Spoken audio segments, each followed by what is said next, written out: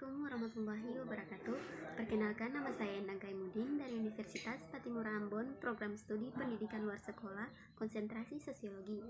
Jadi teman-teman, dalam video kali ini saya akan membahas tentang konflik antara desa Hitu dan juga desa Wakal. Berbicara tentang konflik, pasti kita semua tidak menginginkan konflik, tetapi hal-hal yang sering kita lakukan terkadang memicu adanya konflik tanpa kita sadari, maupun konflik antara individu ataupun kelompok. Misalnya, konflik yang terjadi antara desa Hitu dan desa Wakal di Kecamatan Lehitu, Kabupaten Maluku Tengah, Provinsi Maluku ini. Awal dari kejadian konflik ini adalah karena terjadinya tabrak lari yang korbannya dari desa Hitu dan juga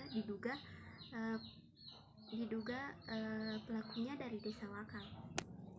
Jadi teman-teman, dari kejadian tersebut, warga desa Hitu itu tidak terima akan hal ini.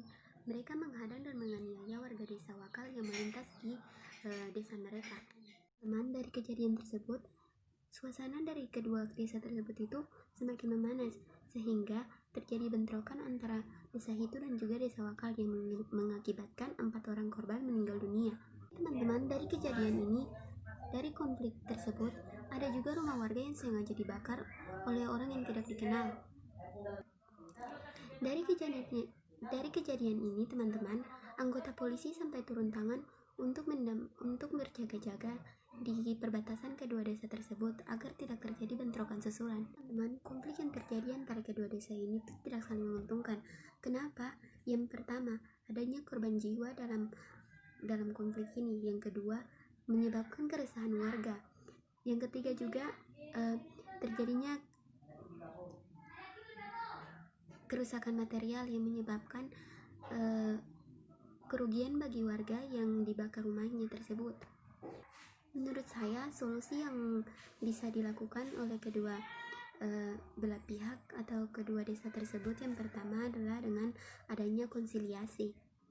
Jadi konsiliasi ini adalah upaya dalam menyelesaikan sengketa atau permasalahan yang terjadi antara kedua belah pihak dengan melibatkan orang ketiga atau konsiliator.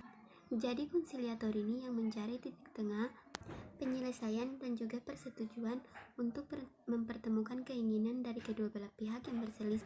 Yang kedua yaitu mediasi. Mediasi ini hampir sama dengan konsiliasi karena melibatkan orang ketiga. Orang ketiga yang disebut dengan mediator. Jadi seorang mediator ini memberi saran kepada kedua belah pihak untuk menyelesaikan permasalahan mereka. Tetapi saran yang diucapkan atau yang ucapkan oleh seorang mediator ini tidak harus diterima oleh kedua belah pihak untuk menyelesaikan permasalahan atau perselisihan mereka.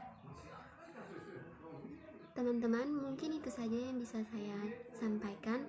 Jika terdapat kesalahan kata, saya mohon maaf sebesar-besarnya, kurang dan lebih. Wassalamualaikum warahmatullahi wabarakatuh dan terima kasih.